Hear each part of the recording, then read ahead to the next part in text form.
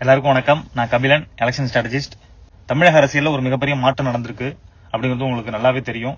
கிட்டத்தட்ட 59 வருஷத்துக்கு பிறகு தமிழ்நாட்டு அமைச்சரவையில காங்கிரஸ் இடம் பிடிச்சிருக்கு.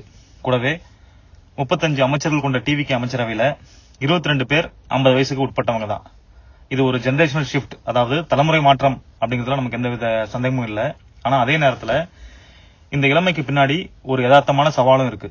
அது என்னன்னா, இப்ப கடந்த சில நாட்களாவே நம்ம சோசியல் மீடியாவில் பார்த்துட்டு இருக்கோம். புதிய அமைச்சர்கள் சிலர் செய்தியாளர்களை சந்திக்கும் போதோ அப்படி இல்லைன்னா தன்னுடைய துறைகளை சார்ந்த விளக்கங்களை கொடுக்கும் போதோ ரொம்ப தடுமாறுறாங்க. ஒரு விவரங்கள் இல்லாம பேசுற மாதிரி இருக்கு. அந்த மாதிரி வீடியோக்கள் நிறைய ட்ரோல் ஆகிட்டும் வருது. ஒரு மாநிலத்தின் அமைச்சருக்கு பேசிக் டேட்டா கூட தெரியலனா எப்படி? அதுதான் இந்த 2-3 நாளா அந்த நெட்டிசன்கள் கேள்வி எழுப்பிட்டு இருக்காங்க. நிச்சயமா முதல் முறை அமைச்சராகும் போது இந்த பதற்றமும் தடுமாற்றமும் இருக்கிறது இயல்புதான். ஆனா தமிழகம் இப்போ இருக்கிற சூழல்ல நிர்வாகம் அனுபவமே இல்லாத இந்த இளம் அமைச்சர்கள் சப்ஜெக்ட் நாலேஜ் இல்லாம எப்படி சமாளிக்க போறாங்க? உதாரணமா நிதித்துறை அமைச்சரா இருக்கட்டும், இல்ல வணிக வரித்துறை அமைச்சரா இருக்கட்டும், அவங்களாம் மாநிலத்தின் பிஸ்கல் பாலிசி, அதாவது நிதி கொள்கையை வடிவமைப்பது சாதாரண விஷயமே கிடையாது. வெளியில இருந்து பாக்குறது ஒன்னா இருக்கும்.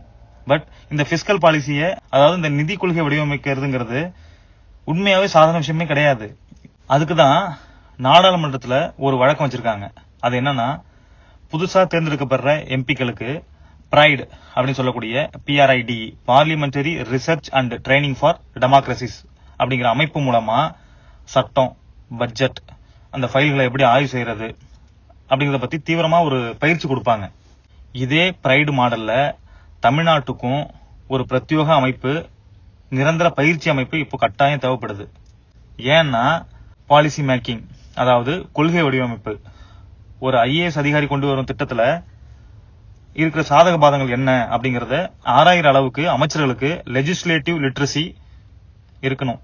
2வது டேட்டா டிரைவன் கவர்னன்ஸ், வாய் வார்த்தையா பேசாம புள்ளி விவரங்கள் அடிப்படையில துறைகளை வழி நடத்தி கொண்டு போகணும். 3வது மீடியா ஹேண்ட்லிங், செய்தியாளர்கள் கேட்கும் யதார்த்தமான கேள்விகளுக்கு தடுமாறாம தெளிவான பதில்களை வழங்க வேணும். மீடியாவை சந்திச்சாதானே அப்படிங்கன்னு நீங்க நினைக்கிற மைண்ட் வாய்ஸ் எனக்கு கேக்குது. கண்டிப்பா பிரஸ் மீட் அட்டன் பண்ணணும். அது முதலமைச்சரா இருந்தாலும் சரி, அமைச்சரா இருந்தாலும் சரி. தமிழ்நாட்டுல IAS அதிகாரிகளுக்கு பயிற்சி அளிக்க அண்ணா மேலாண்மை நிலையம் இருப்பது போல, அதாவது அண்ணா இன்ஸ்டிடியூட் ஆஃப் மேனேஜ்மெண்ட் இருக்கிற மாதிரி, இளம் அமைச்சர்களுக்கும் அல்லது புதிய அமைச்சர்கள், புதிய MLAக்களுக்கு கூட்டு பயிற்சி அளிக்க ஒரு நிரந்தர அகாடமி தமிழ்நாட்டின் காலத்தின் கட்டாயமாக நான் நினைக்கிறேன். அமைச்சர்களுக்கு இந்த டெக்னிக்கல் எக்ஸ்பர்டைஸ் இல்லனா என்ன நடக்கும் தெரியுமா? மீடியா ட்ரோல்களெல்லாம் விட ஒரு ஆபத்தான விஷயம் நடக்கும். அதுதான் பியூரோகிராட்டிக் டாமினன்ஸ், அதாவது அதிகாரிகள் ராஜ்யம் அப்படின்னு சொல்லுவாங்க. அமைச்சர்களுக்கு விவரம் தெரியலனா அதிகாரிகள் சொல்றதுதான் சட்டம் ஆயிடும். அமைச்சர்கள் வெறும் ரப்பர் ஸ்டாம்பா மாறிடுவாங்க. அதிகாரிகள் தான் அப்புறம் உண்மையான ஆட்சியாளர்களா ஆயிடுவாங்க.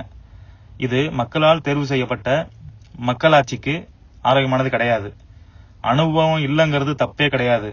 ஆனா அதை சரி செய்ய முயற்சி எடுக்காம இருக்கிறது தான் பலவீனம். முதலமைச்சர் விஜய் அவர்கள் டெல்லிக்கு போய் திட்டங்களை பேசிட்டு வர்றது மட்டும் போதாது. தமிழ்நாட்டிலேயே தன் அமைச்சர்களுக்கு இப்படி ஒரு பிரத்யோக அமைப்பை உருவாக்கி பயிற்சி கொடுக்கணும் அப்படிங்கறதா என்னுடைய வேண்டுகோள். இனிமே பிரஸ் மீட்ல தடுமாறி ட்ரோல் மெட்டீரியல் ஆகாம, இல்ல பிரஸ் நீங்க அட்டன் பண்ணுங்க. முதல்ல நீங்களாம் பிரஸ் தைரியமா மீட் பண்ணி பேசுறதுக்காவது அந்த இன்ஸ்டிடியூட்டை தயவு செஞ்சு கொண்டு வாங்க. அதுல கண்டிப்பா பயிற்சி எடுத்துக்கோங்க. தயவு செஞ்சு இத விமர்சனமா எடுத்துக்காதீங்க. இது ஒரு ஆரோக்கியமான எச்சரிக்கை மணி. மேலும் ஒரு கூடுதல் தகவல், அன்றே கணித்தார் சூர்யா அப்படிங்கிற மாதிரி அன்றே கணித்தார் கபிலன் அப்படிங்கிறது போல அப்கமிங் ஜெனரேஷன்ல இருந்து ஒரு பொலிட்டிஷியன் நம்மள ஆள வரணும்னா இந்த பொலிட்டிக்கல் சர்டிபிகேட் கோர்ஸை கட்டாயம் பாஸ் பண்ணிருக்கணும் அப்படின்னு நானும் என்னுடைய நண்பர்கள் குழுவும் சேர்ந்து international political intelligence and research lab, அதாவது IPIRL அப்படிங்கிற ஒரு போர்ட்டல கடந்த 6 மாசத்துக்கு முன்னாடியே நாங்க உருவாக்கிட்டு இருந்தோம். அதோட விவரங்களை நான் ஃபர்ஸ்ட் கமெண்ட்ல கொடுக்குறேன். ஜஸ்ட் போய் செக் பண்ணுங்க. அது இன்னும் முழுமை அடையல. கண்டிப்பா அதற்கான பணிகளை நாங்க இந்த வருஷம் இறுதிக்குள்ளார முடிச்சிருவோம்னு நம்புறேன். ஜஸ்ட் போய் பாருங்க. ஏன்னா நாங்க இது ஒரு 6 மாசத்துக்கு முன்னாடியே இது எங்களுடைய முன்னெடுப்பு. நம்மள ஆள வரவங்க கண்டிப்பா கொஞ்சமாவது பொலிட்டிக்கல் அவேர்னஸோட இருக்கணும், பொலிட்டிக்கல் நாலேஜோட இருக்கணும், உண்மையான பொலிட்டிக்கல் நாலேஜ்னா என்னன்னு தெரிஞ்சுக்கணும் அப்படிங்கிற ஒரு ஆர்வத்துல நாங்க அதை உருவாக்கணும். அதை நீங்க பாருங்க. இதுக்கப்புறம் நம்மை ஆளும் அரசியல்வாதிகள் அறிவார்ந்தவராக இருப்பார்களா என்பதை அறிந்து கொண்டு தேர்வு செய்வீர்கள் என்று நம்புகிறேன். நன்றி, வணக்கம்.